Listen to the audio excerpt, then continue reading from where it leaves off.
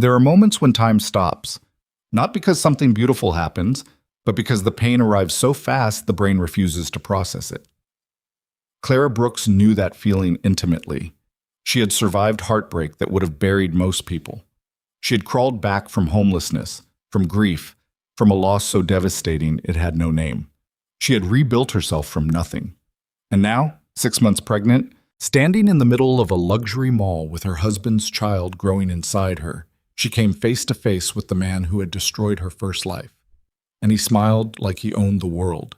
He still thought he did. That smile was about to cost him everything.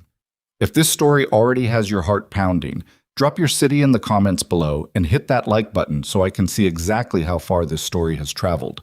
Now settle in, because what happens next will stay with you long after it's over. The mall was the kind of place that made ordinary people feel small. 4 floors of polished marble, designer storefronts, and the kind of artificial light engineered to make everything look expensive. It smelled like leather and perfume and money, the particular combination that Harrington Plaza had spent decades cultivating. Security guards in pressed uniforms stood at intervals near the entrances, doing the silent calculus of who belonged and who didn't. The fountains near the central atrium never ran dry. The music piped through the ceiling speakers never missed a beat. Everything in Harrington Plaza was controlled, curated, and deliberate. Clara Brooks did not feel small here anymore. That was new.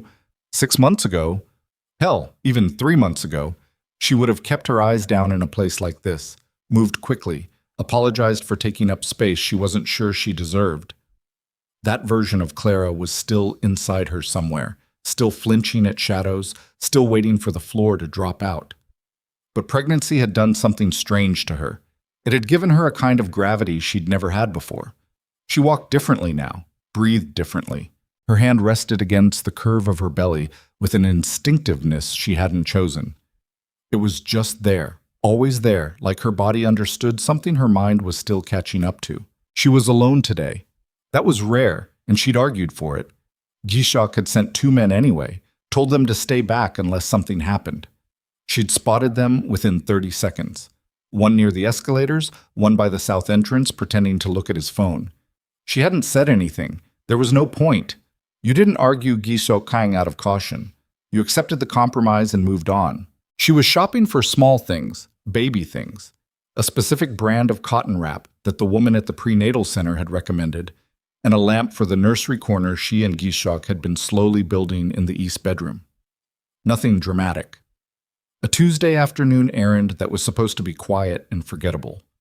She had made it to the 3rd floor before it happened. She heard him before she saw him. That laugh, high and careless, the laugh of a man who had never once worried about how he sounded to others. It cut through the ambient noise of the mall like something sharp, and Clara's body registered it before her conscious mind did.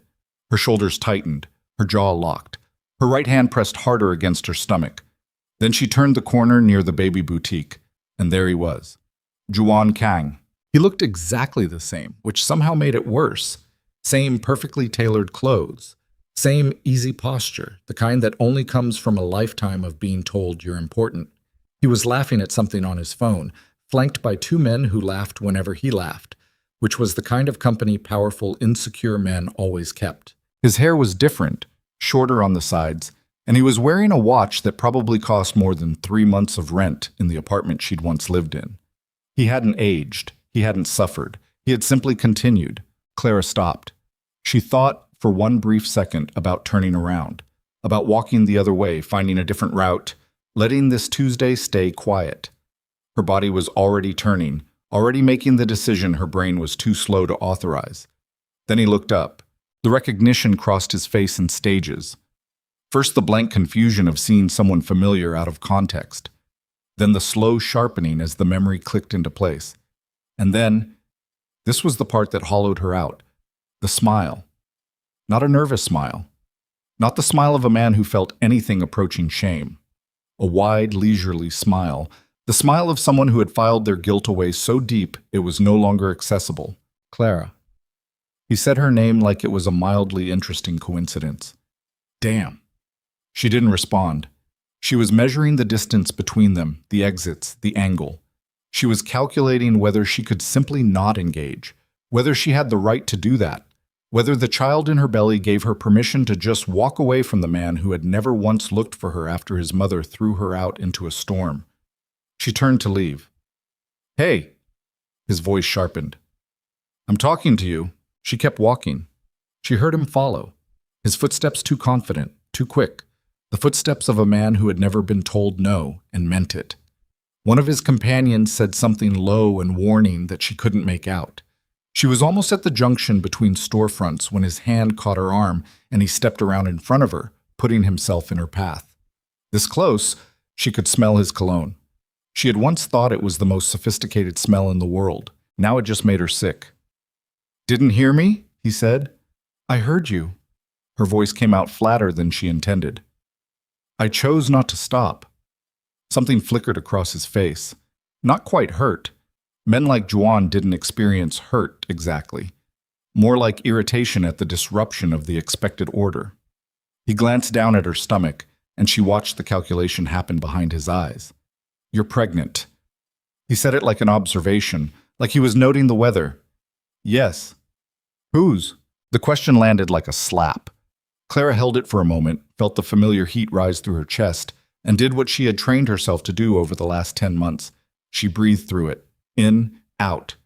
She was not going to give him her panic. She was not going to give him anything. "That's not a question you have any right to ask me," she said. He laughed. Genuinely laughed, glancing back at his friends like she'd said something absurd. "Relax. I was just making conversation. We don't have conversations anymore, Juan." "We don't have anything," he agreed, and the way he said it, breezy, almost cheerful, like the end of their relationship had been as consequential as canceling a lunch reservation, lit something cold inside her. "But look at you." Somebody clearly moved fast. He was staring at her belly when he said it, not with cruelty that was even fully formed. It was worse than that. It was dismissive.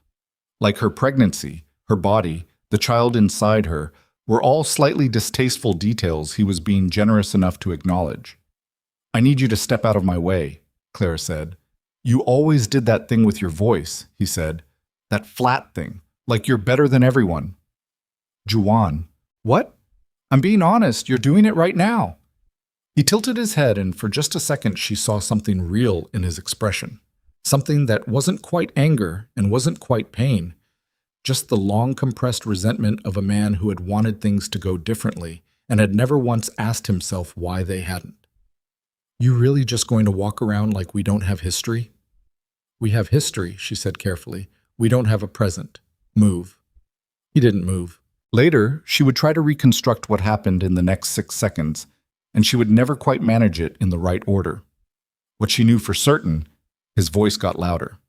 One of his companions said something that sounded like, "Bro, let it go." She took a step back, and her hip caught the edge of a display shelf outside one of the boutiques, a glass shelf, floor standing, holding decorative candle sets. She grabbed for it instinctively as she felt herself losing balance, which was wrong, which she knew immediately was wrong because her center of gravity was not what it used to be, and the shelf was not anchored the way she'd assumed. The shelf went over. She went with it. The sound of the glass was enormous. One of those sounds that slices through ambient noise and silences a crowd instantly. Clara hit the marble floor on her side, the impact jarring through her hip and shoulder and rib cage. The glass display case shattered across the floor around her in 3 large sections and a constellation of smaller pieces. She felt one catch her forearm. She felt the cold of the marble through her dress. She felt, and this was the thing that would stay with her longest, nothing from her stomach, not pain, not movement, and the absence of sensation was more terrifying than any pain could have been. She heard screaming from somewhere further away, heels clicking fast, stopping, a man's voice saying, call someone right now," and then closer. One of Gisyok's men, the one who'd been near the escalators, dropping to one knee beside her, his hand on her shoulder, his voice very steady and very quiet, saying, "Mrs. Kang, don't move. Tell me where you feel pain." Mrs. Kang. She had not stopped being surprised by that name. "My stomach," she said. I don't feel anything in my stomach." "That can be okay," he said. "That can be okay. I need you to stay still." She turned her head. Juan was standing 6 feet away, and she registered several things simultaneously. He had not moved toward her when she fell. His expression was something between shock and the particular frozen quality of someone doing rapid legal calculation. His two companions had taken a single step back, as if distance might later serve as a defense. Juan had not moved toward her when she fell. She needed to remember that.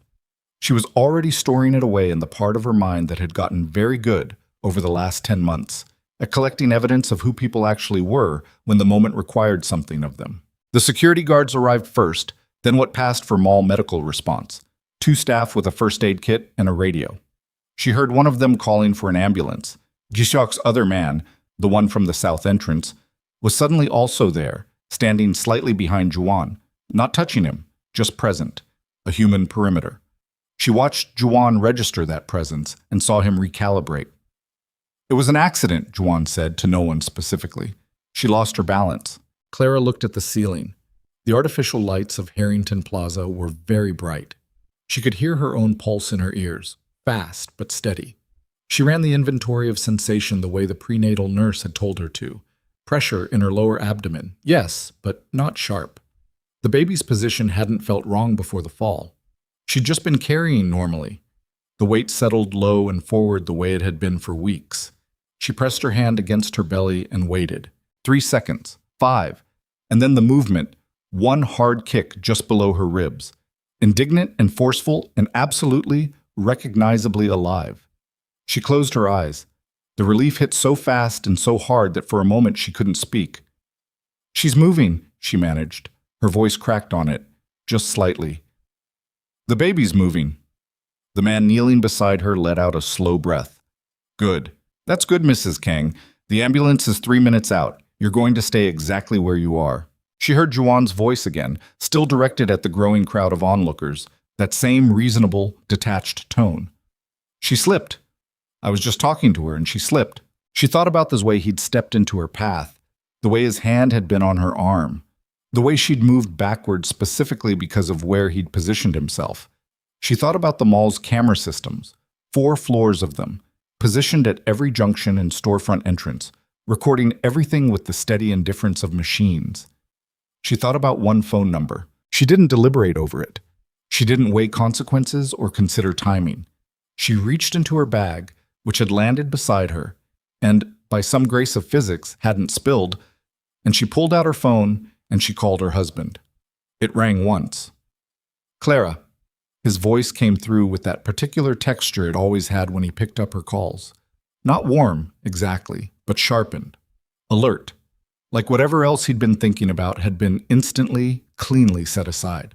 "I need you," she said. And because Giseok Kang had made her practice saying exactly what she needed instead of talking around it, she added, "I fell. The baby's okay, but I need you here." Silence. 3 seconds, maybe 4. "Where are you?" "Harrington Plaza, 3rd floor, by the baby boutique." Another silence, shorter. "Who did it?" It was not a question. His voice hadn't changed pitch or volume, but something in the acoustic texture of it had shifted, the way pressure shifts before a storm. The air going very still, very dense, before something enormous moves through it. Clara looked at Juan Kang, standing 6 feet away, still composing his version of events for an audience that was visibly uncomfortable, his expensive watch catching the artificial light.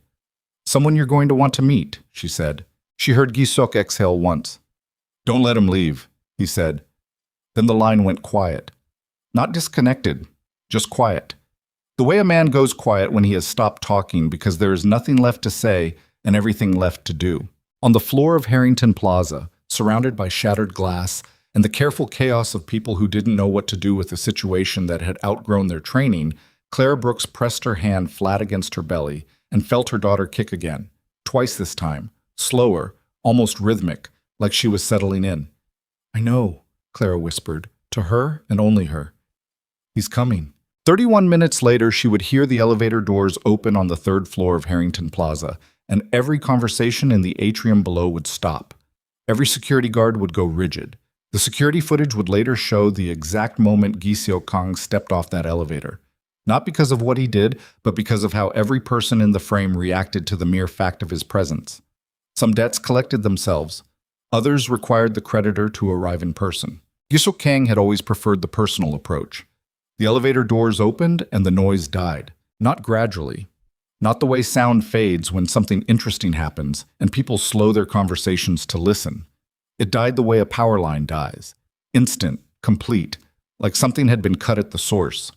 The chatter of the third-floor atrium, the background music from the boutique speakers, the low radio crackle of the security team's comm units, all of it gone in the span of 2 seconds, replaced by the specific silence that only descends when a room full of people simultaneously decides to stop breathing. Gishok Kang walked like a man who had never once in his life needed to announce himself. He was not physically enormous. That was the thing people always got wrong about him beforehand. They expected size, expected the Hollywood construction of a dangerous man, big shoulders, and a face built for intimidation. Giseok was lean, controlled, the kind of build that suggested nothing wasted, no surplus, everything exactly where it needed to be. He wore a dark jacket over a gray shirt, no tie, no theater. His hair was cut close. His face was composed in a way that wasn't calm. Calm implied the absence of something. His face was the presence of something, a focused, contained intensity that read differently to different people. To people who had never had cause to fear him, it registered as seriousness. To people who had, it registered as the last warning before a door closed. He had 3 men with him. They flanked him without formation, without the self-conscious choreography of hired muscle, trying to look impressive. They simply moved the way water moves around a stone, naturally, inevitably, filling space as it was vacated.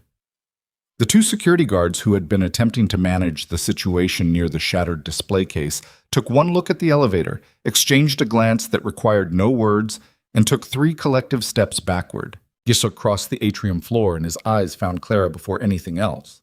Before Juan. Before the glass. Before the small knot of mall staff still holding their radios and their useless first aid kits. He dropped to one knee beside her, and the transition from walking to kneeling happened so fluidly it seemed like gravity had adjusted itself to accommodate him. His hand went to her face first, cupping her jaw, tilting her head so he could see her eyes. "Look at me," he said. She looked at him. "The baby?" "She's moving," Clara said. "She kicked twice about 10 minutes ago. The ambulance is—" "I know. 2 minutes out."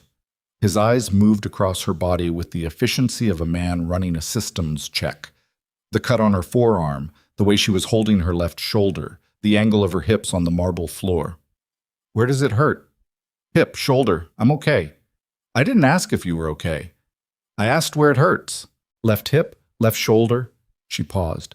"I'm okay, Gishuk." He held her gaze for one more second. Then he rose, and he turned. Juan had not left. Whether this was because Gisiok's man at the south entrance had positioned himself with sufficient clarity, or because Juan's own calculation had determined that leaving would look worse than staying, or because some older animal part of Juan's brain had recognized that running was not an option. It didn't matter. He was still there, 6 feet from the broken glass. His 2 companions now standing slightly further back than they'd been 20 minutes ago, engaged in the universal human behavior of trying to look uninvolved in something they were absolutely involved in. Juan watched Gisok stand and turn, and something changed in his expression. The composed, reasonable man effect he'd been running for the past 20 minutes, the one calibrated for the audience of mall shoppers and security staff, flickered. Just for a second. Just long enough. Gishok looked at him the way you look at a number on a page. Not with hatred, not with the hot, visible anger Juan might have known how to navigate. Just the steady, assessing look of a man who has arrived at a scene and is determining what it requires. "You're Juan Kang," Giseok said. Juan's jaw tightened. "And you are?" "Giseok Kang." A beat. Her husband. The name landed in the space between them. Juan's 2 companions exchanged a look. Fast, alarmed. The look of men who had just recognized a name from a context they very much did not want to be in proximity to. Juan's chin came up. "She slipped," he said. "It was an accident. I was nowhere near her when she fell." "The cameras were," Giseok said. Juan said nothing. Juan said, "Third floor has 9 cameras. 4 of them cover the junction where you put your hand on her arm." Giseok's voice remained completely level. 2 of them cover the angle of the display case. One of them will have caught the exact moment she stepped back, because of where you positioned yourself. He paused. So when you say you were nowhere near her, I want you to consider the precision of that statement. Juwan's expression did something complicated. The reasonable man affect came back, reinforced, slightly louder. Look, I don't know who you think you are, but this was a private conversation that got out of hand. Nobody put their hands on anyone in any way that... You grabbed her arm, said Gi-seok's man. The one who'd been first to Clara's side, still crouched now at a slight distance, his voice flat and factual. I was 11 feet away when you did it. I saw it. That's your employee, Juwan said. He'll say whatever. The cameras won't, Gi-seok said. The word landed like a door closing. Silence. Juwan looked around. At the growing perimeter of Gi-seok's men, at the security guards who had very clearly decided this situation was above their pay grade, at the small cluster of shoppers still watching from a careful distance, at his own two companions who were now performing an impressive study of the floor. He ran the calculation visibly.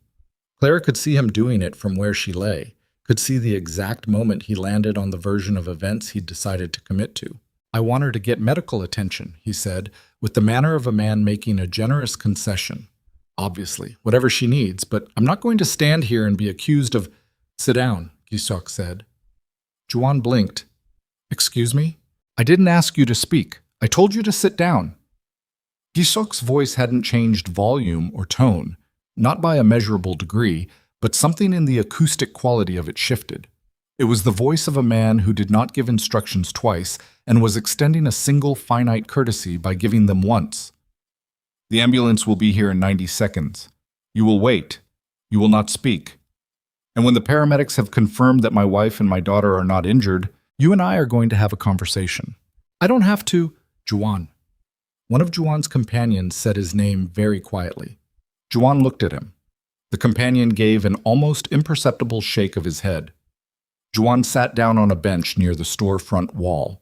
His jaw was rigid. His hands were flat on his thighs. He was doing the thing men like him always did when backed into a corner they hadn't seen coming, constructing dignity from whatever material was available.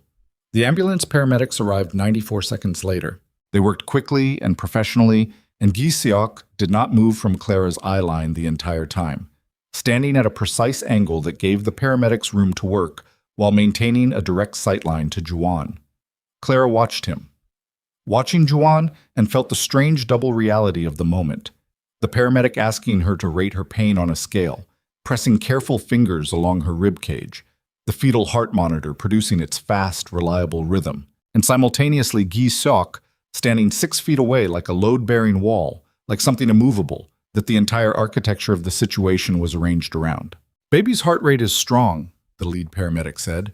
I want to take you in for imaging just to rule out placental complications, but preliminarily everything looks good. She's been active, Claire said, moving regularly since the fall. That's a good sign. He helped her sit up slowly. We're going to get you on the gurney. I can walk. Mrs. Kang, Gi-seok said, without looking at her. She got on the gurney. As they wheeled her toward the elevator, she turned her head and found Juwan's eyes. He was watching her with an expression she couldn't entirely read, something between defiance and something older and more uncomfortable that he hadn't completely managed to bury. She held his gaze for 3 seconds. She did not say anything. She didn't need to. She had made the call. The rest of it belonged to Gi-seok now. The hospital took 4 hours. Imaging, observation, the careful and methodical process of ruling things out one by one. The OB on call was a small, efficient woman named Dr. Reeves, who spoke in complete sentences and made direct eye contact and did not offer reassurance until she had the data to support it, which Clara appreciated more than she could have explained.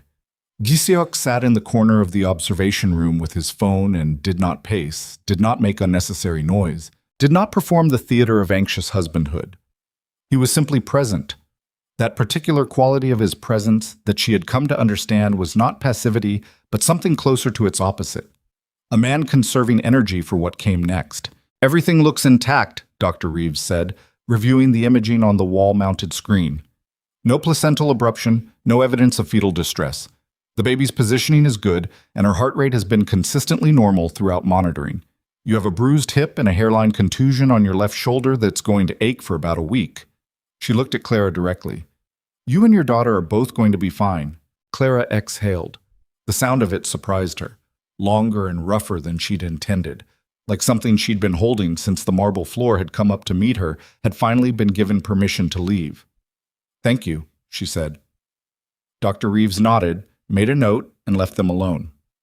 Gishok put his phone in his pocket. He crossed the room and sat in the chair closest to the bed, and for a moment he didn't say anything, just looked at her with that contained, total attention of his. "Tell me what happened," he said. "From the beginning. Don't summarize." So she told him.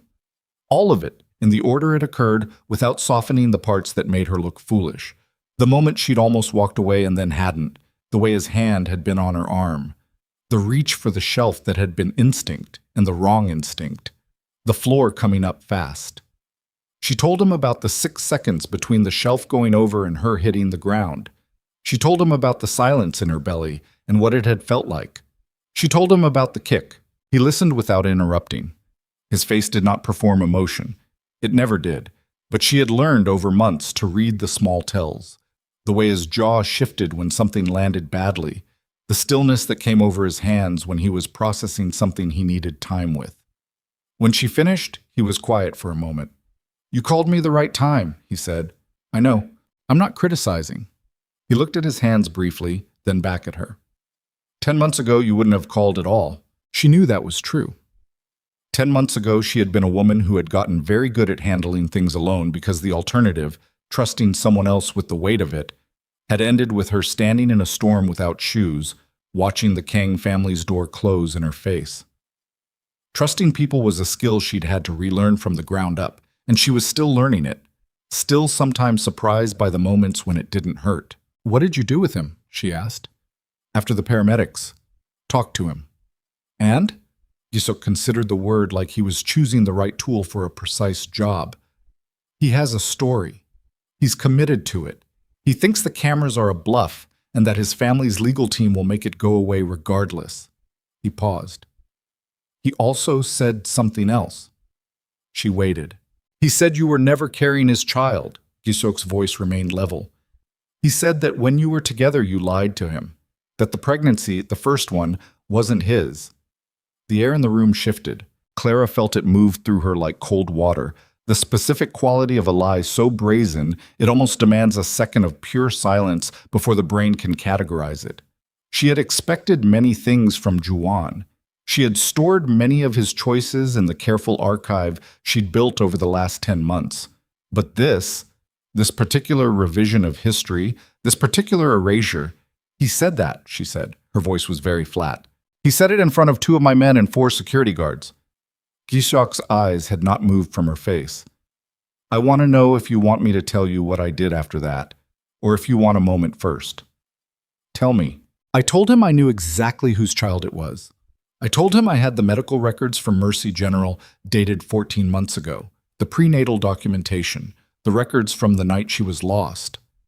His voice didn't change, but something in it had gone very quiet, very deliberate, the way a river goes quiet just before the drop. I told him I was the one who held you in that hospital. I was the one who sat with you when they told us she was gone. And I told him that whatever version of events he needed to believe to keep sleeping at night was his business, but that he was going to repeat that lie one more time in front of a witness, and I was going to make certain it followed him for the rest of his life. Clara looked at the ceiling. The hospital lights were fluorescent and merciless. "What did he say?" "Nothing," Gisyok said. "Men like him go quiet when you take away their audience." She closed her eyes. Behind them she saw it. Not Juwan's face, not the marble floor, not the shattered glass, but a hospital corridor, 14 months ago. A waiting room chair that had been slightly too cold, and a stranger who had found her there after following the sound of someone crying alone in a place that was not designed for crying, and had sat down beside her without being asked, and had stayed. She had not known his name for the first 2 hours. She had not asked. She had just needed the weight of another person in the room, and he had been there. She had found out later what he was, what his name meant in certain parts of the city. She had tried to leave 3 times in the first month, convinced that proximity to a man like Gisok Kang could only end one way for a woman like her. He had not chased her. He had simply waited and been exactly what he was, and eventually the consistency of it had outweighed her fear. She opened her eyes. He's going to disappear, she said. As soon as he talks to his family's lawyers, they'll move him somewhere, and the cameras will become a legal negotiation that goes on for years, and nothing will... No, Gisyok said. Gisyok, I have someone pulling the footage right now, not legally. He said it without apology. By morning, I'll have everything from every camera on that floor, time-stamped and backed up in 3 locations. His lawyers can negotiate with the mall's legal team all they want. They won't be negotiating with me. She sat up slowly, the shoulder pulling with a dull, specific ache. What are you going to do with it? He looked at her for a long moment. Right now? Nothing. Tonight you sleep. Tomorrow I have a meeting with someone who knew Juan Kang before you did. He paused. A name came up when I ran him this afternoon, while you were in imaging. Someone I want to talk to. What name? Park Dong-min. She didn't recognize it. She said so. You wouldn't, Gisyok said. He's been in Millhaven Correctional for 7 months. Vehicular manslaughter. Hit and run. Driver under the influence. His eyes were steady on hers. He's 23 years old, no prior record, no history of substance abuse, and the physical evidence at the scene had 3 inconsistencies that the public defender flagged and the judge dismissed. He paused. The vehicle was a 2022 black Equus, registered to Juan Kang's mother. The room went very still. Clara felt the shape of it forming, the outline of something much larger than a shove in a shopping mall, something with depth and history, and a weight that had been pressing on someone else's life for the past 7 months in ways she hadn't known to imagine. He didn't do it, she said. Not a question. I don't know that yet. Gisyok was precise about this. She appreciated that about him, the refusal to overstate. But I'm going to find out, and if what I think is true... He stopped. He looked at his hands again, briefly. When he looked back at her, his expression had that quality it rarely had, something beneath the controlled surface, something that moved. Then this is not just about what happened to you today, or what happened to you 14 months ago. This is about someone else's life that got used up so Juan Kang could keep living his the way he wanted to. Claire's hand moved to her stomach without her deciding to move it. The baby shifted under her palm, slow, rolling, the kind of movement that felt almost deliberate. You're not going to let this stay contained, she said. No. Even if his family comes at you? He almost smiled. Almost. His family has interests in 4 industries and 3 politicians who owe them money. I have interests in 11 industries, and I've never needed a politician to owe me anything. The almost smile disappeared. Let them come. She looked at him. This man who had walked into a hospital corridor 14 months ago and sat beside a woman he didn't know because something in him had refused to leave her alone in that waiting room. This man whose name made security guards take 3 steps backward and whose gentleness existed in a register so private most people never saw it. And she felt the thing she had spent the first 6 months of knowing him trying to talk herself out of feeling. I want you to promise me something, she said. Anything. When this is done, whatever done looks like, I want to be the one who decides what happens to him. Not legally, not business. She held his gaze. I mean the ending, the final part of it. I want that to be mine. Gisyok studied her for a moment. Why? Because I'm not doing this for revenge, she said. And you are. And I need those to be 2 different things. Something shifted in his face, something that required a moment to settle. Okay, he said quietly. Okay? It's yours. He said it simply, the way he said everything he meant.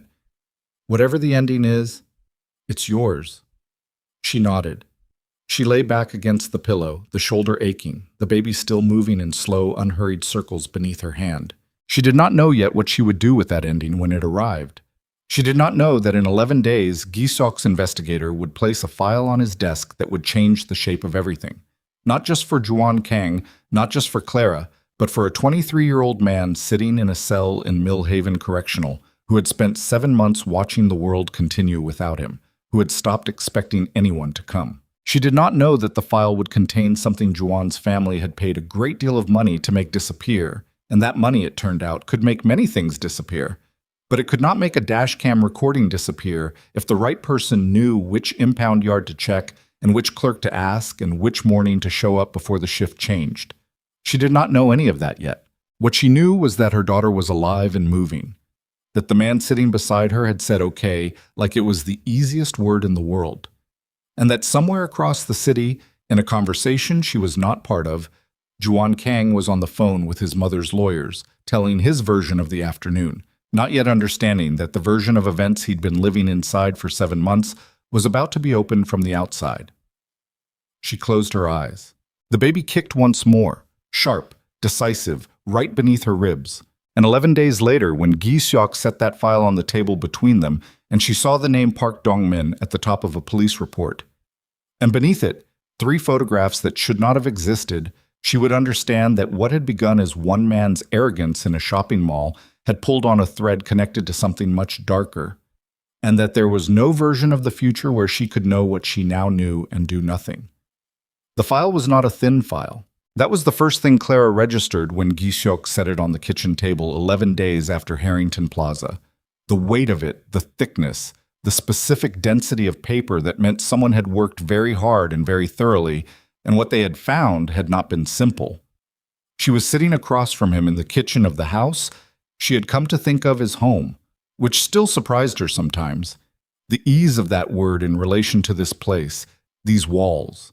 This table where she now sat with her hands wrapped around a cup of tea that had gone cold 20 minutes ago while she'd been watching him read through it one final time before he pushed it across to her. She opened it.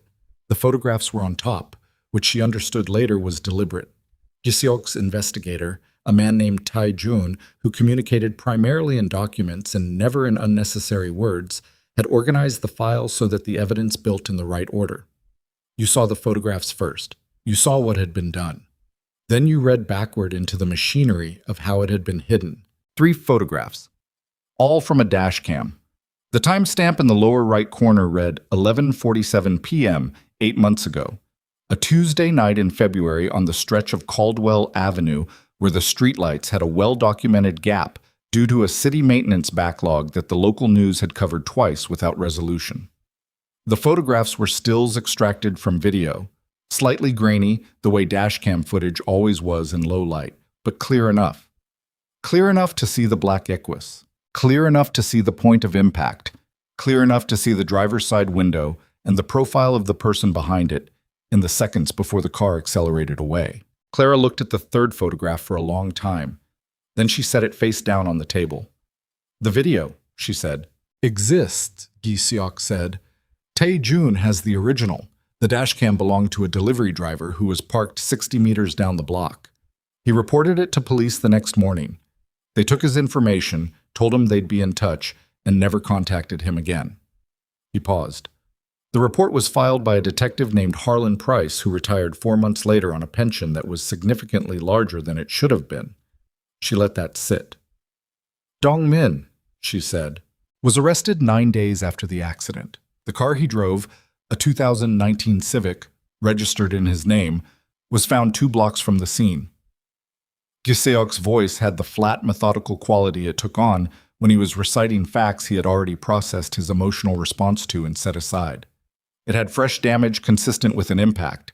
The prosecution's case was that he drove away and then moved the car. The public defender requested independent forensic analysis of the damage. The motion was denied. He placed one hand flat on the table. The Civic's damage was on the wrong side. Clara looked up. The accident was a right-side impact. The Civic had damage to its front left panel. His jaw shifted slightly. The public defender flagged it. The judge called it a non-essential discrepancy and moved to sentencing. She understood suddenly and completely why Gi Seok had spent 11 days instead of 11 hours. He had not just been collecting evidence. He had been building a map of every hand that had touched this, every decision that had been made, every gate that had been opened or closed, every person who had known and said nothing. He had been constructing the full architecture of it so that when it came time to bring it down, he knew exactly which walls were load-bearing. His mother, Clara said. Juan's mother. The car was registered to her. Beatrice Kang. Gi Seok said the name without inflection. She reported the Equus stolen at 7 a.m., the morning after the accident. Police filed it, noted no security footage of the theft was available, and closed the stolen vehicle report within 6 days when the car was recovered in a parking structure in Daly Heights. He looked at Clara steadily. The car had been professionally detailed, interior and exterior. Taejun found the detailing service, a private company that does exclusive work for several high-net-worth families in the area. They were paid in cash the morning after the accident. The appointment was booked the night before. The night before. The accident hadn't even happened yet when someone had booked the appointment to clean the evidence. They knew, Clara said. Someone knew it was going to happen, or they knew how to respond very quickly when it did. Giseok's voice was careful here. He did not overstate, did not reach past what the evidence demonstrated. What I know for certain is that Beatrice Kang's legal team contacted the district attorney's office 3 times during the investigation. Twice by phone, once in person. I know this because Taejun has a contact in the DA's records division. A pause. I also know that Juan Kang was prescribed oxycodone and Xanax by 2 separate physicians in the 18 months preceding the accident, that he filled those prescriptions regularly at a pharmacy 16 miles from his home, specifically because it was far enough that the staff wouldn't know his face, and that he was cited for erratic driving twice in the 8 months before February. Both citations were dismissed. Clara stood up from the table. She needed to move. The baby shifted with her as she rose, that low, rolling pressure that had become the constant companion of her 3rd trimester, and she pressed her hand against her side and walked to the window and stood there looking at the courtyard garden where nothing was moving because it was late November and the trees had given up their leaves 3 weeks ago. He killed someone, she said. He struck someone, Giseok said from behind her. The victim survived. He's in a wheelchair. The spinal damage is permanent. She hadn't known that. She turned. The original victim of the hit and run, Giseok continued, is a man named Victor Reyes, 41 years old. He spent 11 weeks in Mercy General and was discharged to a rehabilitation facility. He has 2 children. He was a subcontractor, roofing work, and has not been able to work since February. He looked at her steadily. He testified at Dongmin's trial that the car that hit him was dark-colored and moved fast, but that he never saw the driver clearly. His testimony was consistent with either vehicle. Clara's hands were shaking, not from fear, from something else. Something that lived further down, in the place where all the things she couldn't afford to feel at full volume were stored and managed. Does Victor Reyes know? She said. Does he know the right person isn't in prison? No one has told him. She turned back to the window. In the courtyard, 1 dead leaf came loose from the oak tree near the far wall and fell slowly, taking a long time to reach the ground, taking longer than seemed necessary. She watched it land. We need to tell him, she said. Yes, Giseok said. We do. She turned around. There was something in his face that she didn't immediately recognize, a tension around his eyes, a particular quality of restraint that suggested he had more to say and was choosing the moment. She had lived with him long enough to know what that looked like. What else? She said. It wasn't a question. He was quiet for 3 seconds. Taejun found something this morning, he said. Something I didn't have when we talked at the hospital. She waited. Juan knows we have the footage. The room temperature seemed to drop. How? She said. Someone in my network talked. The word talked came out with a specific weight, the weight of a word that meant something else in Giseok's world, something with consequences she didn't need to be told about. I don't know yet who. I will know by tonight. His jaw was tight. But because of that, Beatrice Kang's legal team filed an emergency injunction this morning to suppress any evidence related to the February accident that was obtained through what they're calling unlawful acquisition. Clara blinked. Can they do that? The dashcam footage was obtained legally, Giseok said. Taejun went to the delivery driver directly. The man gave it voluntarily. The chain of custody is clean. A pause. The other materials, the pharmacy records, the detailing service documentation, the call logs between Beatrice's legal team and the DA's office. Those are more complicated. How complicated? Complicated enough that if the injunction succeeds, the prosecution cannot use them directly. He met her eyes. They'd still be usable as investigative leads. An independent prosecutor could build toward the same evidence through legitimate means, but it would take time. Time that Dongmin is spending in Millhaven, Clara said. Yes. She pressed her palms flat against the window glass. It was cold. She let it be cold. So they knew we were coming and they built a wall. They built a wall, Gisok confirmed. And they did it in 11 days, which tells you how fast Beatrice Kang moves when she's protecting something. Clara thought about Beatrice Kang. She had met her once, 14 months ago, at a dinner she had attended with Juan that she had not been warned was a family event until they were already in the car. Beatrice had been polite with the particular brand of politeness that functioned as a closed door, warm on the surface, absolute in its exclusion beneath. She had called Clara sweetheart once, and the word had felt like a lock turning. She had looked at Clara the way people look at something temporary. 3 weeks later, on a night that had been raining so hard the streets were running, Beatrice had opened her front door and told Clara she was no longer welcome in her home or her son's life, and had shut the door while Clara was still mid-sentence. Clara had been 7 weeks pregnant. She had been standing in the rain for 45 minutes before a car had slowed and a man she didn't know had rolled down the window and asked if she needed somewhere to go. I want to meet with her, Clara said. The silence from behind her was very specific. Clara, not you. She turned. Me. I want to sit across from Beatrice Kang, and I want to put the photographs on the table, and I want to watch her decide what to do with them. Her voice was steady, but the steadiness was costing her something. You said the ending is mine. This is part of the ending. Ji-Shock looked at her for a long moment. The thing she had learned about him, one of the many things, was that he did not argue with her when she was right. He might take time with it. He might turn it over, check it from different angles, make certain he'd examined every way it could go wrong. But when he concluded she was right, he said so, and he meant it. I'll arrange it, he said. Today.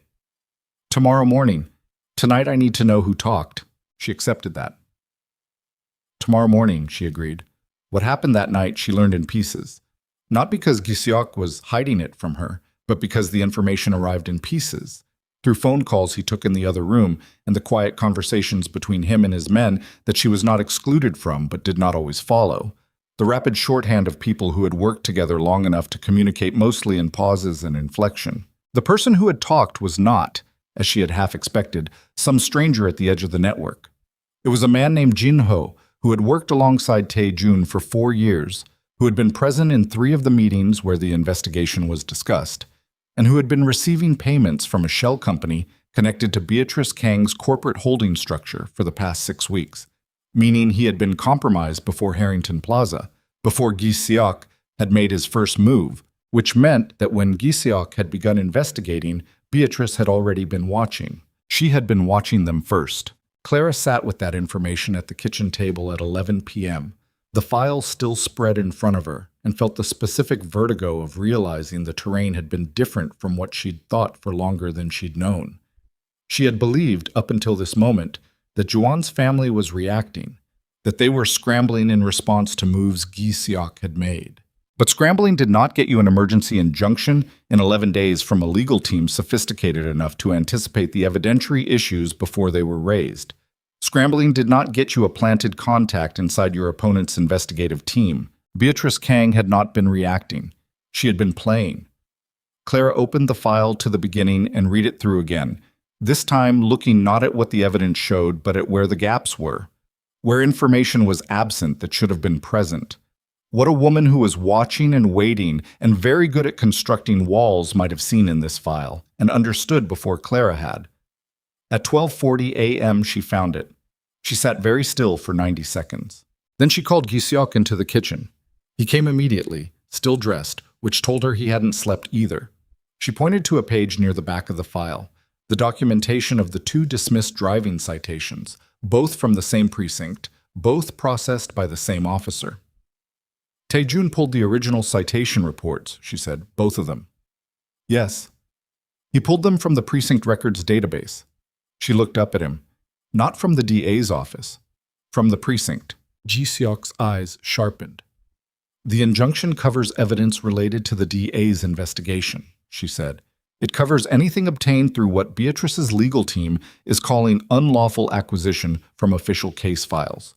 She kept her voice very even. But a precinct traffic citation is not part of the criminal case. It was never entered into the DA's case file. It exists only in the precinct's administrative system. He was very still. The officer who dismissed both citations, Clara said. Is he still active? I don't know yet. Find out tonight. She held his eyes. Because if he's still on the job and those citations still exist in the administrative system, and Tae-jun can document when and how they were dismissed, then Beatrice's legal team built their wall around the wrong building. Ji-seok looked at her for a moment with an expression she saw rarely and valued enormously. The expression of a man encountering something he had not seen first and being genuinely glad someone else had. I'll call Tae-jun, he said. Wake him up, she said. He did.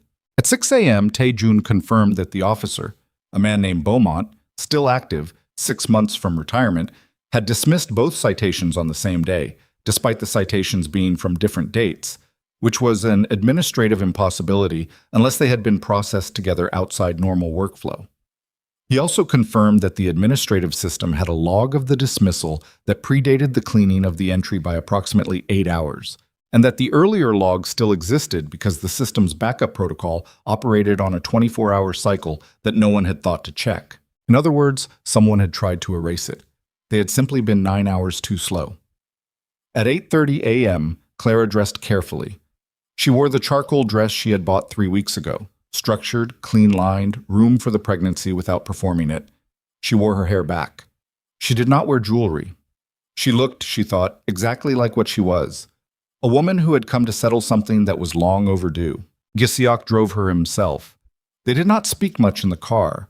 At one point, stopped at a light, he put his hand over hers on the console without looking away from the road, and left it there for the length of 2 blocks before the traffic moved again. The Kang family's primary residence was in Northgate, not the address Juan had grown up in, which had been sold 3 years ago when Beatrice had consolidated her assets, but a newer property, a low modern building set back from the street behind a gate and a long driveway. The kind of property that didn't announce itself, which Clara thought was very Beatrice. The belief that true power didn't need a facade. Power was the gate. Power was the driveway. Power was the fact that you never needed to prove anything because everything around you had already proved it for you. The gate opened when they arrived. Beatrice had agreed to the meeting. Claire had expected that. A woman who had been watching them for 6 weeks was not going to refuse a meeting that told her how much they knew. Beatrice Kang was 61 years old and looked 53. She was waiting in the main room, already seated, a woman who arranged herself rather than simply sitting.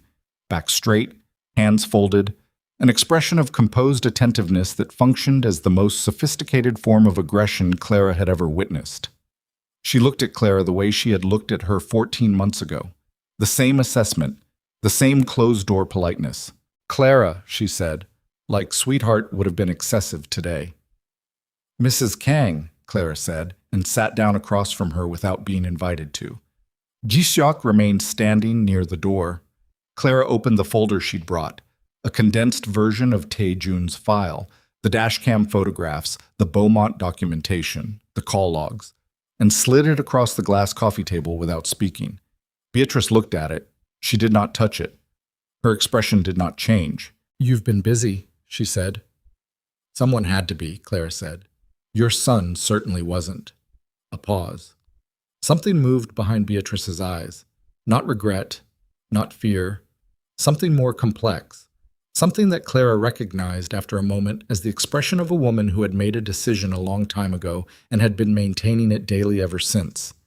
The specific tiredness of a choice that required constant upkeep. What do you want? Beatrice said. Juan turns himself in, Clara said, to the district attorney's office. Not his attorneys, not a negotiated arrangement.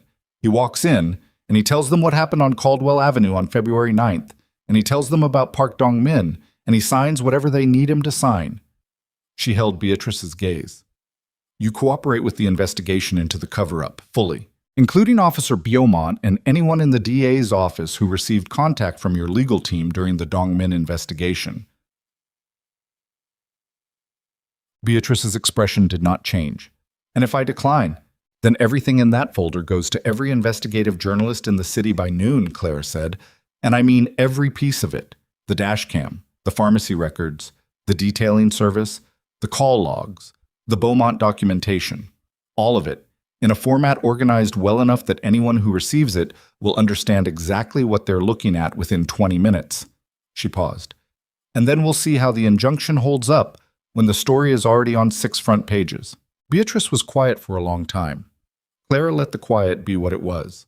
She had learned from watching Guy Sioc that silence in a negotiation belonged to the person who was most comfortable sitting inside it. When Beatrice finally spoke, what she said was not what Clara had expected. "He's my son," she said, quietly, without the composure, or with the composure cracked just enough to show what was underneath it. "Whatever you think of me, he is my son." Clara looked at her steadily. "I know," she said. "I know he is." She paused. "He was also the father of a child I lost. And Park Dong-min is someone's son too. Victor Reyes is someone's father." She kept her voice even, not cold, not hot, just factual, the way things were factual. "Loving your son didn't have to mean destroying other people's children. That was a choice. You made it over and over again for 8 months. She held Beatrice's eyes. "It stops today." Beatrice Kang looked at the folder on the coffee table. Her hands, still folded, tightened imperceptibly across the knuckles. "I'll need until this afternoon," she said. "You have until noon," Clara said, and stood.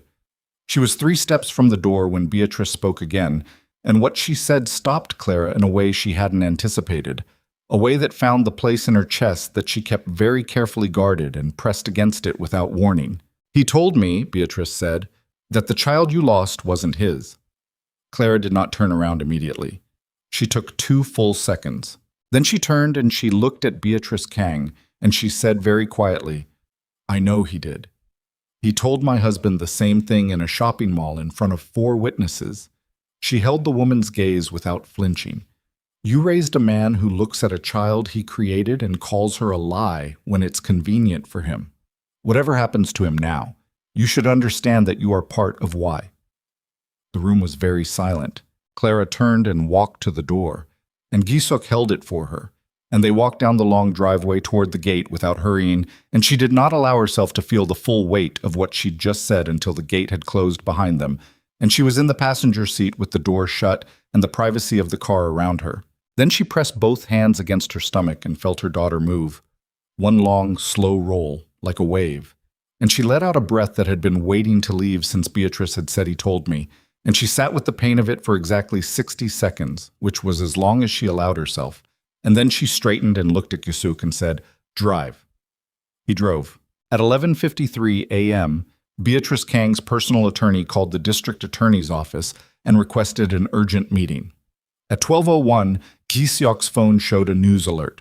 Someone, somewhere, had already begun to talk, because a local news site had posted a brief item noting that new evidence had emerged in the Park Dong-min vehicular manslaughter case, and that the case was under review. 7 minutes later, Juan Kang's personal phone went to voicemail for the 4th time in a row when his mother tried to call him. And in a cell in Millhaven Correctional, a 23-year-old man named Park Dong-min was eating lunch at a table by himself, not yet knowing that a woman he had never met had walked into a room that morning and said his name to the person who needed to hear it most, not yet knowing that the door he had stopped believing would open was already beginning to move. The news cycle moved the way it always moved when something had been held underwater for too long, explosively, all at once, with the particular violence of pressure released. By 2 p.m. on the day Clara walked out of Beatrice Kang's driveway, the local news item had been picked up by 3 regional outlets. By 4 p.m., a journalist named Sandra Okafor at the city's largest daily paper had published a piece with the headline, "Wrongful Conviction Alleged in Dong-min Case. New Evidence Points to Cover-Up." By 6 p.m., the story had 17,000 shares. By 8 p.m., Juan Kang's name was attached to it, not in the original piece. Sandra Okafor was too careful for that, too aware of defamation liability. But in the comments, in the social media threads, in the accelerating whisper network of a city that had been quietly suspicious of the Dong-min verdict for months and was now being given permission to say so out loud. Clara watched it from the couch with her feet up because Dr. Reeves had told her to rest more and she had decided, for once, to listen. Giseok sat beside her, his phone in one hand, monitoring 3 separate channels of information with the efficient stillness of a man who had spent his entire adult life operating in the space between action and consequence. Beatrice's attorney called the DA's office, he said, without looking up. Meeting is confirmed for tomorrow morning. And Juan? A pause. Still not answering his mother's calls. Clara had expected that. Juan Kang had spent his entire life in the shadow of Beatrice's decision-making, either benefiting from it or resisting it. And when the stakes were highest, when the machinery his mother had built was turning toward the most difficult thing it had ever been asked to do, he had gone silent. She understood the psychology of it, the way men who had been managed their entire lives responded to the moment when management could no longer protect them. They disappeared into denial and waited for someone else to solve it. The problem was that this time, there was no one left to solve it for him. At 10 p.m., Giseok's phone rang. He looked at the screen, and something in his expression shifted, just slightly, just enough for her to notice, and he stood and walked to the other room. She listened to the cadence of his voice without trying to make out the words. Low, clipped, the rhythm of information being received and processed. It lasted 4 minutes. When he came back, he sat down and did not immediately speak, which was how she knew it was significant. Talk, she said. Juan left his apartment at approximately 7 p.m., Giseok said. He took a car, not his own, not a registered vehicle from his family's account. A private car, paid in cash, to Hargrove Airport. Clara sat up straighter. He's running, she said. He booked a flight under a secondary passport.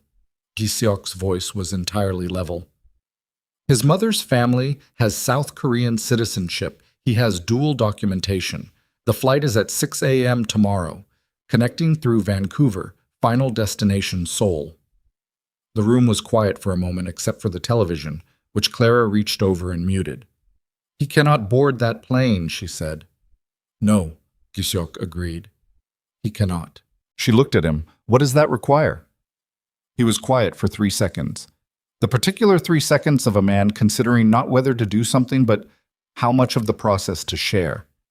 An emergency contact to the DA's office tonight.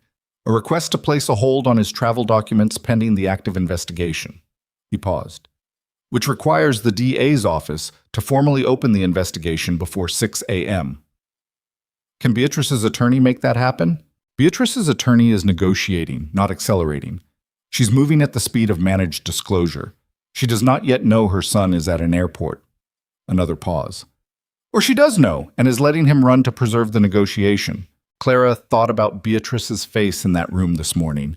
The tightened knuckles, the "he is my son" with the composure cracked. She thought about what it would cost a woman like that to let her son run, whether it would feel like protection or like one more choice in the long series of choices that had brought them all here. Call Sandra Okafor, Clara said. Giseok looked at her. The journalist, Clara said. Call her. Tell her Juan Kang is at Hargrove Airport attempting to leave the country tonight while under scrutiny in the Dongmin case. Give her his flight information.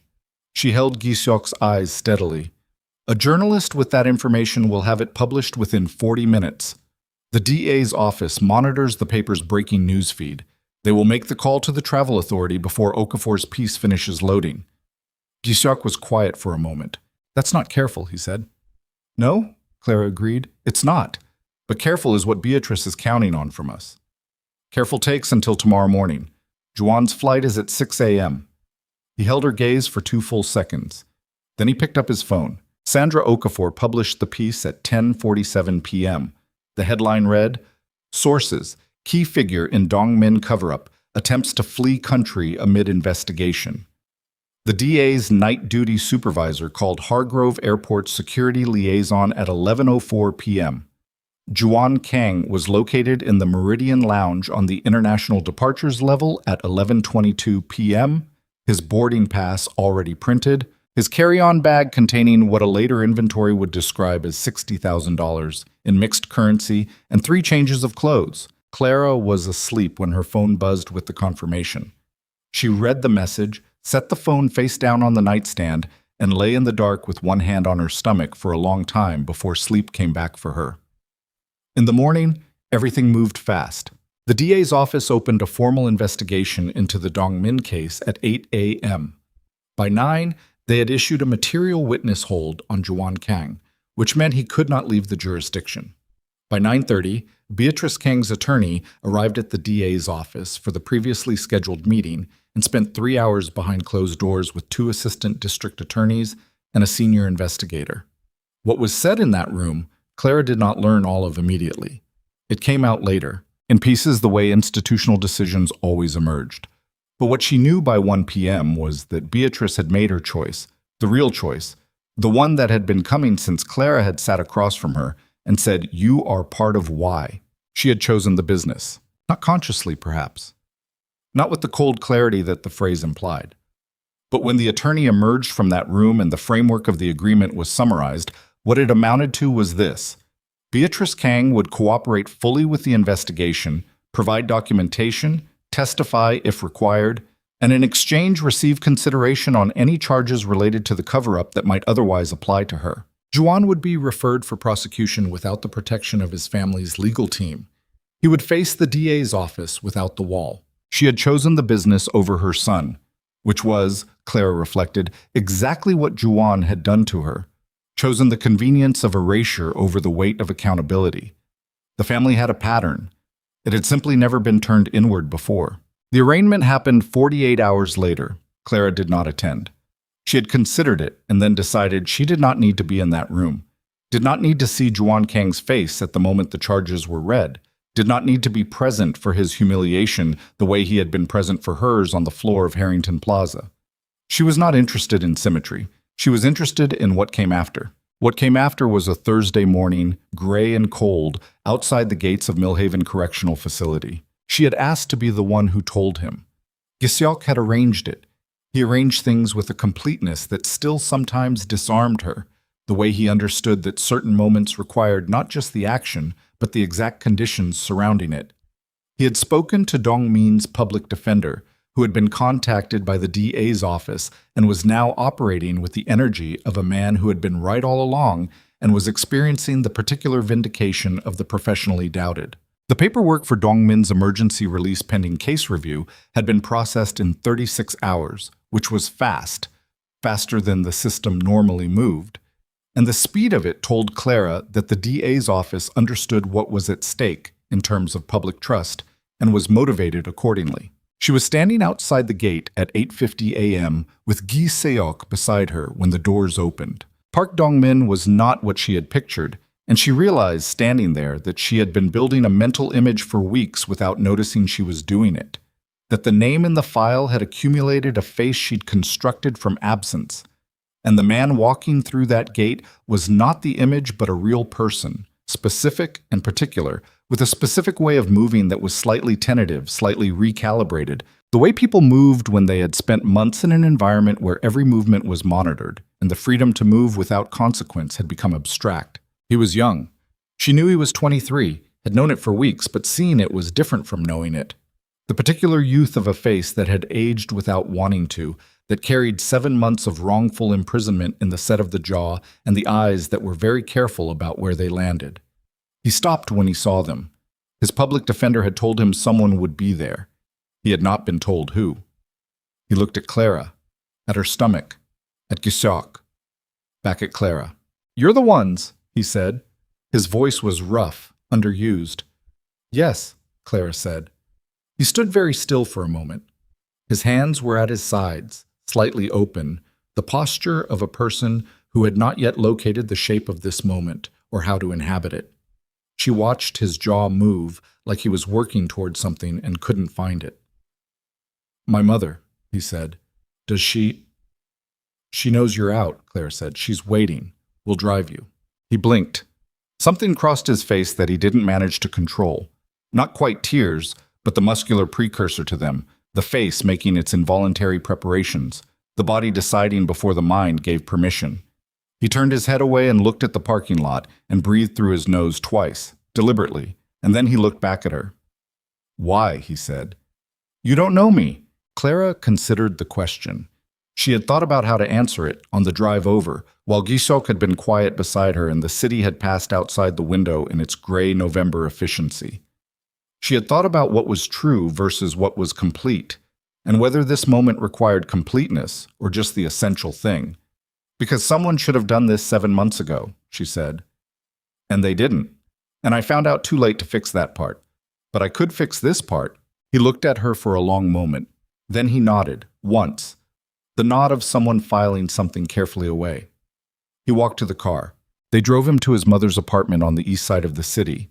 His mother, a woman in her late 50s with a face that had been doing the same thing Dong Min's had been doing for 7 months, sustaining itself, maintaining the minimum necessary function while the rest of it waited, opened the door and went very still for 1 second, and then she stopped being still. And Clara and Gisyok waited on the landing while the sounds from inside the apartment reorganized themselves into something she had no language for and didn't need. She stood in the hallway and felt her daughter push hard against her ribs, restless, insistent.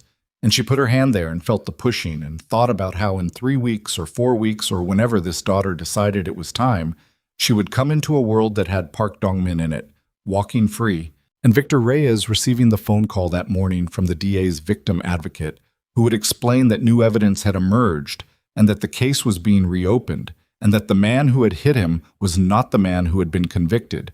And Juan Kang sitting in a cell doing the arithmetic of choices that had seemed, at every step, like something he could simply manage his way out of. She thought about all of that and felt the weight of it, not as a conclusion, but as a continuing thing, still in motion, still becoming. Gisyok stood beside her in the hallway. He didn't say anything. He was close enough that their shoulders were almost touching, and she could feel the warmth of him in the cold air of the landing. And she thought about the hospital corridor 14 months ago, the chair that had been slightly too cold, the stranger who had sat down and stayed. "It's not done," she said quietly. Not to him specifically, to the air. "No," he said, "not yet. Juan still has lawyers. He has public defenders now," Gisyok said. "His family's firm withdrew this morning." She looked at him. He said it without satisfaction, which was one of the things she loved about him. The absence of appetite for the suffering itself. The focus only on what it meant structurally, what it changed. "His fiancée," she said, "the one who was photographed with him at the Meridian launch 2 months ago, issued a statement at 7 a.m. distancing herself from the situation." A pause. Her publicist's words were deeply troubled by the allegations. She made a sound that was not quite a laugh. "Of course." They stood there a little longer. From inside the apartment, the sounds had shifted. Quieter now, the particular quiet after the first wave of something enormous has moved through. 3 weeks later, Clara went into labor at 2:17 in the morning. It started slowly, the way she'd been told it might. The contractions spaced and manageable, the kind that made her think she could be reasonable about this, that she could breathe through it with the techniques she'd practiced, and that this would be a controlled, dignified process. By 4 a.m., she understood she had been deeply mistaken. By the time they reached the hospital, she had stopped thinking about dignity entirely and was focused exclusively on the present moment in the way that only extreme physical sensation can force, the absolute abolishment of past and future, only now, only this, only the next breath, and the one after. Gisyok did not leave her side. She had not asked him to stay, and she had not thought to ask, because asking had not been necessary. He was simply there, the way load-bearing things were simply there, not announcing themselves but present in a way you only fully understood when you imagined their absence. His hand was around hers, and she gripped it with a force that made the bones shift, that she would have apologized for under any other circumstances, and he did not react except to hold on with equal force, as if he understood that this was one of the things you gave without being asked. At one point, between contractions, she turned her head and looked at his face and saw something she had not seen there before. Not the containment, not the focus, not the careful management of expression that was as natural to him as breathing. What she saw was fear, unmanaged, undisguised, the raw fear of a man who had spent his entire adult life constructing control over his environment and who was now in a room where control was entirely irrelevant, where the only thing that mattered was happening inside another person's body and he could do nothing except hold on. "Hey," she said, between breaths. Her voice came out wrecked and hoarse. He looked at her. "She's coming," Clara said. "She's okay. I'm okay." His jaw tightened. His hand tightened around hers. "You don't know that," he said. His voice was wrong, lower than usual, stripped of the texture that normally inhabited it, down to something she hadn't heard before. "I know her," Clara said. "She's been trying to come out for 3 weeks. She's ready." He said nothing. He looked at her face like he was trying to memorize something. "Giseok." She waited until he held her eyes. "I need you to stay with me. Not out there somewhere. Here." A pause. "I'm here." "Be here," she said. "Don't go somewhere I can't reach you." Something shifted in his face. The fear still present, but reorganized, resettled, gathered into something he could stand inside of rather than be swept by. He nodded. His thumb moved across the back of her hand. "I'm here," he said again, differently this time. At 6:41 a.m., their daughter arrived. The sound she made, that first sound, immediate and indignant and enormous for something so small, hit Clara in the sternum like a physical impact. She felt it before she heard it, felt the room change, felt something she had been carrying for 14 months, finally, irrevocably, find its counterweight. The nurse placed the baby on Clara's chest, and Clara's arms came around her without thought, the most automatic thing she had ever done. She was red-faced and furious, and covered in the evidence of her arrival, and she weighed almost nothing, and she weighed everything. Clara looked up. Guy Siak was standing at the edge of the space the medical team occupied, and his face was, she would not be able to describe it later, would try several times and find that language was simply inadequate to the task. The man who made rooms go silent by stepping into them. The man whose name caused a particular recalibration in people who recognized it.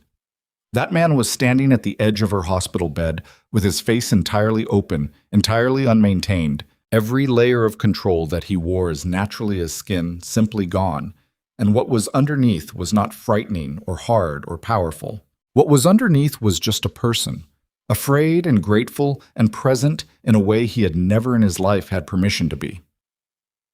"Come here," Claire said.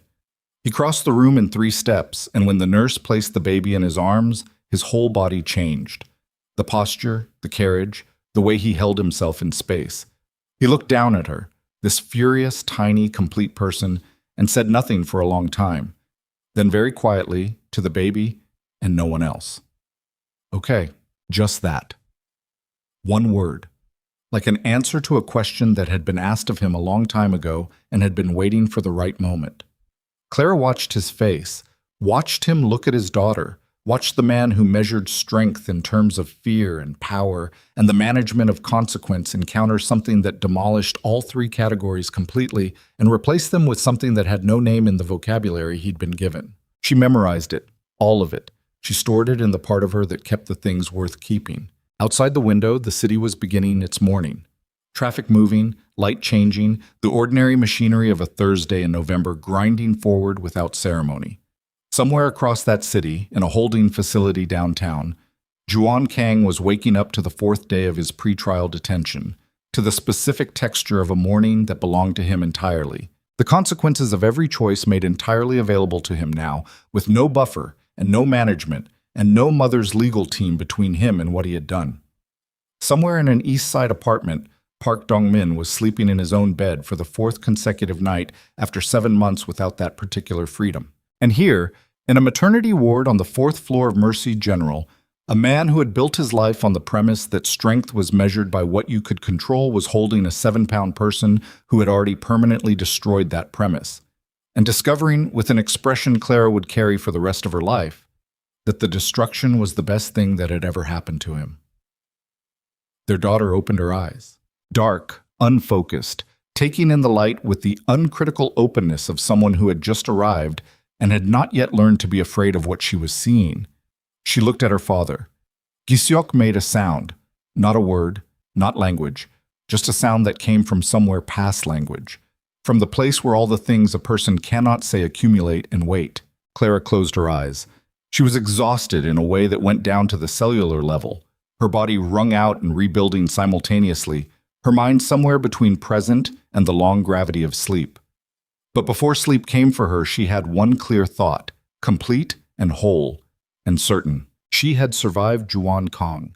She had survived the storm in the hospital corridor and the marble floor and the long machinery of covering up the truth.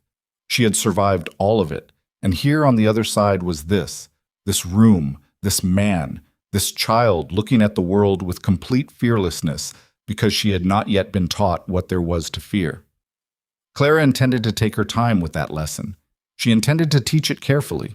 She intended to make sure her daughter understood that the world had darkness in it, real darkness, the kind that wore good clothes and said the right things, and abandoned people in storms and covered up the evidence and ran for airports when the accounting finally came due, but that the darkness was not the whole story. It was not even the most important part. The most important part was this room, this morning. The sound her daughter made when she was placed on her father's chest for the first time. The sound of a person who had arrived exactly where she was supposed to be and was making no effort whatsoever to be quiet about it. And in 3 weeks, when the trial date was formally set and the news cycle spun back up and people sent messages asking how Clara felt, asking if she was satisfied, asking if justice felt like what she thought it would feel like, she would sit in the same hospital room. No, in the nursery at home. In the chair by the window, feeding her daughter in the 4 a.m. quiet, and she would try to locate the feeling they were asking about and find that it was not where she expected it to be. It was not in the courtroom. It was not in the headline.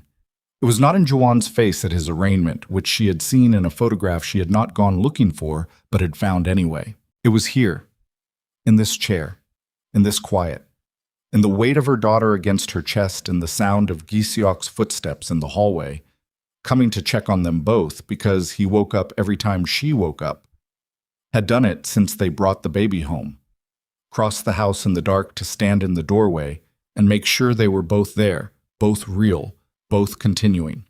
That was the feeling they were asking about. That was what winning looked like when you finally stopped keeping score. But that understanding was still 3 weeks away.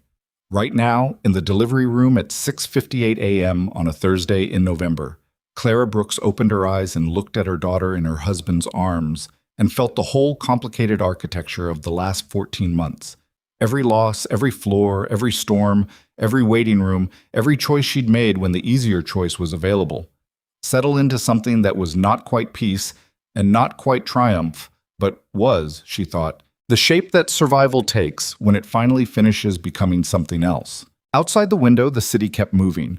Inside the room, something had already changed that the city didn't know about yet, that wouldn't be announced or published or shared, that existed only here, only now, held between 3 people who had each arrived at this moment by a route that should not have been possible and was, and was, and was. The trial lasted 11 days. Clara attended 4 of them. Not consecutively, she chose the days deliberately, the way you choose which parts of a document to read closely and which parts you can summarize from the margins. She attended the first day because beginnings mattered, and she needed to see Juwan Kong's face when the charges were formally read in a room that had no courtesy exits, no legal team positioned to manage the moment, no mother's hand on the wheel.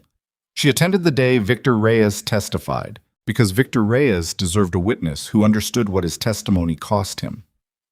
She attended the day the dashcam footage was entered into evidence and played for the jury, because she had been the one who had said call Sandra Okafor, and she needed to sit with the full weight of that decision in the room where it mattered most. And she attended the last day, the verdict day, because endings mattered too. The baby came with her on the first day. Giseok had said nothing about this, which meant he had opinions he was choosing to respect rather than voice, which was one of the ways their marriage worked. Clara had dressed her daughter in the yellow outfit, pale yellow, soft, the color of something just beginning, and had carried her in the wrap against her chest. And the baby had slept through the reading of the charges with the absolute unconcern of someone who had not yet learned that certain rooms required you to hold your breath. Juwan looked at Clara when she walked in. She had prepared herself for that, had rehearsed in the privacy of her own mind the moment of eye contact, had decided in advance what she would do with her face. She kept it neutral, not cold, not pointed, not performing the dignity of the aggrieved, just present, just a person in a room looking back at another person in a room, neither of them the same as they had been 14 months ago, both of them carrying the accumulated weight of every choice that had led to this particular Tuesday morning. He looked away first. She had not planned to feel anything about that and felt something anyway. Not satisfaction exactly, but the closing of something, a door completing its arc. Victor Reyes testified on day 6. He arrived in a wheelchair that he navigated with the practiced efficiency of someone who had spent 10 months making peace with its permanence while simultaneously refusing to let it define the dimensions of his life. He was a compact man with thick hands and a deliberate way of speaking, the kind of speaker who chose each word before he used it, who did not fill silence with approximations. He told the court what he remembered of February 9th. The cold, the particular quality of the street at that hour, the fact that he had been walking home from a late job, a roofing estimate he'd taken on extra because his daughter's school trip was coming up, and the money was tight. He said the money was tight with no particular emphasis, no reaching for sympathy. It was just information, delivered as a fact among other facts, and the simplicity of it was more devastating than any amount of emphasis would have been. He said he remembered lights coming fast. He said he remembered the impact as a sound more than a sensation, a sound he felt in his chest before he felt it in his body. He said the next thing he remembered with clarity was a ceiling he didn't recognize, which turned out to be Mercy General's trauma bay. He said his daughter had cried for 3 weeks after he came home from the hospital. Not in front of him. She was 12 and had decided to protect him, the way children sometimes decided to protect their parents in ways that broke your heart if you let yourself look at it directly. He had heard her at night, through the wall. He said all of this in the same tone, the tone of a man reporting on events that had happened to a version of himself he was still in the process of reintegrating. Clara sat in the gallery and listened and held her sleeping daughter against her chest, and did not look at Juan Kang's face during the testimony because she had made that decision beforehand, that Victor Reyes's words deserved an audience that was attending to them, not reading the face of the man who had caused them. When Victor Reyes finished and was wheeled past the gallery toward the exit, he glanced at Clara. She did not know if he knew who she was. Taejun had made the initial contact through intermediaries, and the victim advocate had handled most of the direct communication. But something in the glance had the quality of recognition. He nodded, once, the contained nod of a man who had learned to keep his gratitude small and internal, because the external world had not been reliable enough to hold it safely. She nodded back. The dashcam footage lasted 4 minutes and 16 seconds. The courtroom was very quiet during those 4 minutes. Not the held breath quiet of suspense, more the stunned, flat quiet of a room full of people watching something that removed all ambiguity from the situation, that left no available interpretation except the one no one in Juan Kang's corner wanted to have to inhabit. The footage showed the equus, the speed, the moment of impact, the car continuing, not slowing, not stopping, accelerating through the intersection and turning left on Meridian and becoming small and then gone. 4 minutes and 16 seconds that had existed for 8 months in the possession of a delivery driver who had not known what to do with them, who had brought them to the police in good faith and been thanked and forgotten, who had kept a copy on a thumb drive in his kitchen drawer because something in him had been unwilling to let the evidence simply disappear even after the system had behaved as though it had. After Taejun had found him and sat at his kitchen table and explained what was happening, the man, his name was Gerald, he was 54 years old, he drove a box truck for a food distribution company, had held the thumb drive in both hands for a moment and then said very quietly, "I knew it. I knew there was something wrong with that arrest. I knew it the whole time." Taejun had thanked him. Gerald had pressed the thumb drive into his hands and said, "Make it matter." It mattered. The jury deliberated for 6 hours. Clara was at home for the deliberation, feeding the baby, moving through the ordinary routines of an afternoon, the particular domestic landscape of new parenthood that existed in deliberate contrast to everything outside it, the small, essential activities of a life that was continuing regardless of what was happening in a courtroom across the city. Gisok was in his office. He had asked her, the night before, if she wanted him with her for the verdict. She had said no, and then reconsidered, and then said yes, and then said no again, and he had listened to all 3 positions without comment and said he would do whatever she needed and meant it. She told him to come home. He came home. He sat in the kitchen while she moved between the nursery and the kitchen and the living room, and at 4:57 p.m. her phone showed a message from Taejun that contained 3 words, "Guilty on all." She read it standing in the nursery doorway. The baby was in the crib, not sleeping, but quiet. lying on her back watching the mobile above her with the total absorption of someone for whom a mobile was still a completely legitimate object of study. Clara stood in the doorway and read the 3 words twice and felt not what she had expected. She had built up, without fully meaning to, some anticipation of the feeling, some idea of what the word guilty would do to the 14 months she'd been carrying. She had imagined release or resolution, or the specific satisfaction of a closed loop. What she felt was quieter than any of that. More like the moment after a long rain when the sound of it stops and you realize how much noise it had been making all along, and the silence that follows is not triumphant, but simply different, simply the new texture of the air. She stood in the doorway for a while. The baby found her own fingers and examined them with great seriousness. "Hey," Clara said softly. The baby turned her head toward the voice. Her eyes, still finding their color, caught the light from the window. "We did it," Clara said. "Both of us." She went to the kitchen and told Gisyok. He was at the table with coffee he hadn't been drinking, and when she said it, he set the cup down with a care that told her he had been sitting with the tension of waiting in his own quiet way, without performing it, without asking her to manage it. He looked at her steadily. "How do you feel?" he said. "Strange," she said. "Quieter than I expected." He nodded. He understood quiet. The sentencing came 3 weeks later. Juan Kang received 6 years on the vehicular manslaughter charge, with additional counts for the cover-up that added 18 months. The judge's statement noted the deliberate obstruction of justice, the wrongful imprisonment of an innocent man, and the specific callousness of allowing 7 months to pass without correction. She used the word callousness twice, which the court reporter would later note in the transcript with the same dispassion applied to every other word, but which Clara, reading the transcript in the nursery chair at midnight because she couldn't sleep and had needed something to do with her hands, stopped at and read 3 times. Callousness. The word for a thing that should have been soft and had been allowed to harden.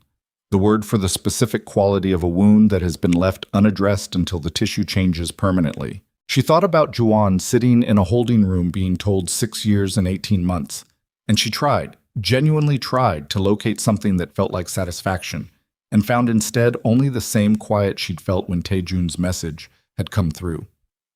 The quiet was not indifference.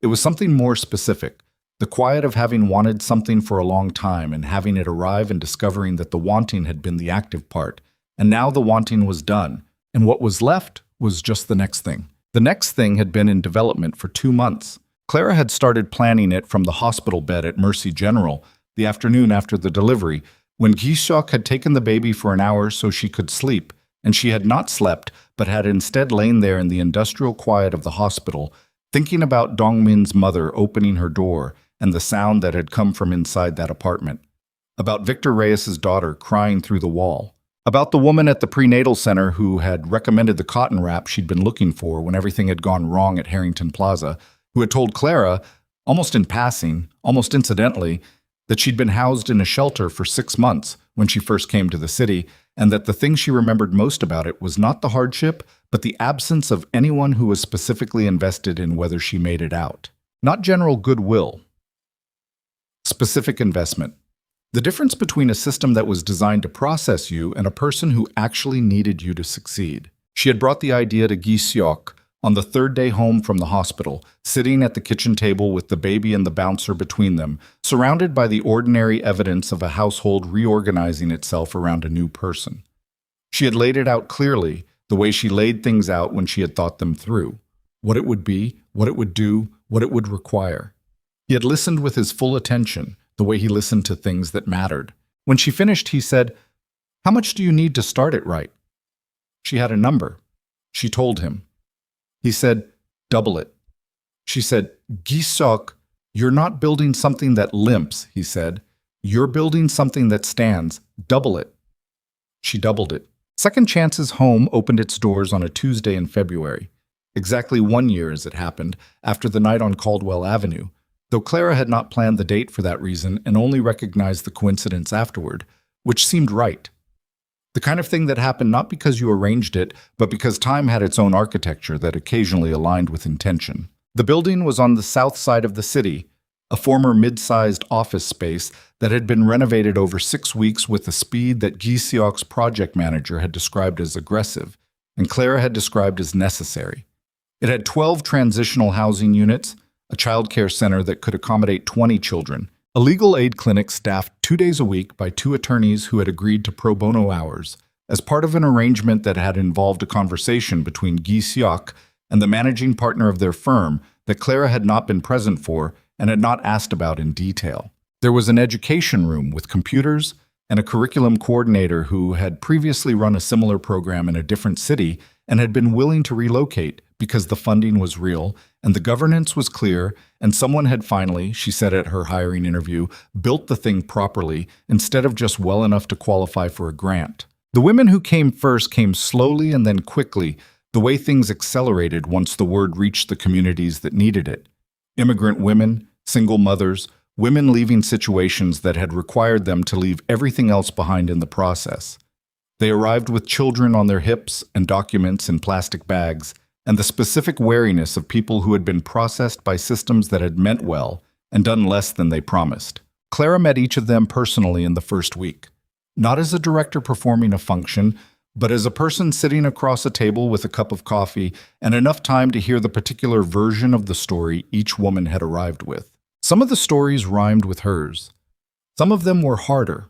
All of them were specific. She did not tell them her story unless they asked. A few did. When they asked, she told it plainly, without the apparatus of inspiration or the invitation to find her triumphant. Just the facts of it, the way Victor Reyes had told the facts of his testimony. She had been here. She had lost things. She had also found things, and some of the things she'd found had made it possible to build this room, and now the room existed, and here they both were. Park Dong-min came to volunteer on the 4th Saturday. He had called 2 weeks earlier, awkward and brief on the phone, asking if there was something he could do. Clara had said yes and meant it, and given him the coordinator's number. He showed up in the children's area with a diffidence that lasted approximately 15 minutes before a 4-year-old with strong opinions about block towers conscripted him into a 40-minute architectural project that seemed to involve a great deal of negotiation on the structural requirements. Clara watched him from across the room. He was good with the children, not the performed goodness of someone trying to demonstrate something, but the natural ease of a person who was simply present in the right way, who listened when children talked and responded to what they actually said, rather than the adult approximation of it. She thought about 7 months in Millhaven, about what 7 months of wrongful imprisonment did to a 23-year-old, and what it meant that he was here, in this room, building block towers with a 4-year-old instead of somewhere smaller and more interior. She thought about what it cost a person to keep their face toward the light after the world had taken a deliberate swing at them. She thought he was paying that cost and would keep paying it, and that the payment was also a kind of strength she didn't have a precise word for. The letter to Juan took her 3 weeks to write, not because she didn't know what she wanted to say. She knew from the beginning, had known since the delivery room, since she'd said to Gisiok, "I'm not doing this for revenge, and you are. I need those to be 2 different things." She knew what she wanted the letter to say. The difficulty was the architecture of it, the order of the saying, the way each part related to every other part, the question of what a letter owed to honesty and what it owed to mercy, and whether those were ever actually in conflict or only seemed to be when you were still in the middle of sorting yourself out. She wrote the final version at 2 a.m. on a Wednesday while the baby slept and the house was quiet and Gishok was somewhere in the city doing something she didn't ask about on nights like this. The part of his life she had negotiated her relationship to over months until they had found the terms both of them could inhabit. She sat at the kitchen table where the file had been spread 11 months ago and wrote by hand in the specific blue ink she preferred on plain paper. She told him she was not writing to absolve him. She made that clear first, without softening, because it was true, and he deserved to know exactly what the letter was and was not. The letter was not absolution, and it was not closure, which was a word she had come to distrust because it implied that what had happened could be sealed off from the rest of living. And she had learned in the long months of this year that the things that shaped you most were never really closed. They were integrated, carried, lived with, transformed from wound into something with more complicated uses. She told him she had named their daughter. She had not planned to tell him this, but when she reached that part of the letter, it was simply there, the fact of it, the name. She wrote it once and did not elaborate. She told him about Second Chance's home. She told him that 43 women and their children had come through its doors in the first 3 months. She told him that 2 of the women were now employed at the center itself, that one had completed a paralegal certification using the education resources, that one had found her own apartment 6 weeks after arriving and had left a note on the coordinator's desk that said simply, "Thank you for treating me like a person." She told him she was not saying this to demonstrate her own virtue. She was saying it because she wanted him to understand that the space his family's choices had created in her life, the loss, the storm, the floor, the grief, had eventually become the exact shape of what she'd needed to understand in order to build something that hadn't existed before. She told him she was not grateful for the pain. She wanted to be precise about this because the alternative framing, the one where suffering was secretly a gift, had always struck her as something people said to make the suffering bearable rather than something actually true. The pain had not been a gift. It had been pain, and she had survived it, and survival was not the same as gratitude for the conditions that required it. She told him that she forgave him. She wrote the sentence and did not immediately write past it. She let it stand on the page, the simple declarative of it, and she waited to see if it felt true. It did. Not in the warm, released way she might have imagined forgiveness feeling when she was younger and had not yet understood what the word was actually made of. It felt like setting something down after carrying it for a long time, not relief exactly, because the weight had become familiar, and its absence was its own kind of strangeness, but deliberate, chosen, hers. She told him the forgiveness was for her, not for him, that it was a decision she was making about how to spend the next decade of her life, the decade her daughter would be watching and absorbing and learning from, and that she had decided not to spend it in the posture of waiting for him to become something he might never become. She was not waiting for his remorse. She was not building the architecture of her life around the possibility of his change. She was simply putting down the specific weight of ongoing anger at a specific person and picking up everything else. She told him she hoped the years ahead of him gave him time enough to understand what he had chosen and what it had cost other people, and what that knowledge might eventually require of him. She did not tell him she expected it. She knew better than to expect things from a man she had never been able to accurately predict. She signed it with her first name only, Clara. Then she folded it, put it in an envelope, addressed it to the facility where he was housed, and set it on the table. She sat there for a while after, in the kitchen where so many things had been decided, her hands flat on the table's surface, the quiet of the house around her. From down the hall, she could hear the particular sound of the baby shifting in her sleep, the small sounds of someone dreaming in the only language available to them. She thought about them all, the glass, the floor, the 6 seconds. She thought about a hospital corridor and a chair that was too cold, and a stranger who had sat down and not explained why. She thought about Dongmin's face coming through the gate at Milhaven, tentative and then, slowly, over days and weeks, less tentative. About Victor Reyes wheeling past the gallery with his nod that contained everything he did not have the architecture for. About Gerald and his thumb drive and his kitchen table, and make it matter. She thought about Beatrice Kang, who had chosen the business and would spend the years ahead of her in the specific company of that choice, which was its own kind of sentencing. She thought about her daughter's face the first time she had seen it, furious and present and entirely unafraid.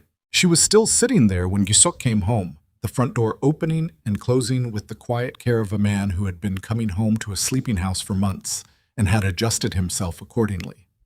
He came to the kitchen doorway and stopped when he saw her at the table, the envelope in front of her, her hands flat on the wood. He looked at the envelope. He looked at her. "Done?" he said. "Done," she said. He came to the table and sat down across from her, and for a while they sat in the quiet together, the kind of quiet that had its own texture now, its own content, that was not the absence of words but the presence of something that had moved past needing them. After a while he said, "How do you feel?" She thought about it. She gave it the same careful consideration she gave things that deserved it. "Like I'm on the other side of something," she said. "Like the other side is just regular life, and I thought it would feel different from this, but it doesn't, and that's okay." She looked at her hands. "It feels like regular life." And that's the whole point of it. He was quiet. Then, she woke up about an hour after you fell asleep. I got her.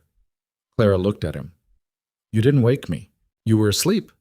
He said it simply, without the performance of sacrifice. She went back down after 20 minutes. She wasn't upset. A pause. She looked at me for about 10 minutes without blinking, and I talked to her about inventory logistics. Gisiok. She seemed interested. Clara laughed.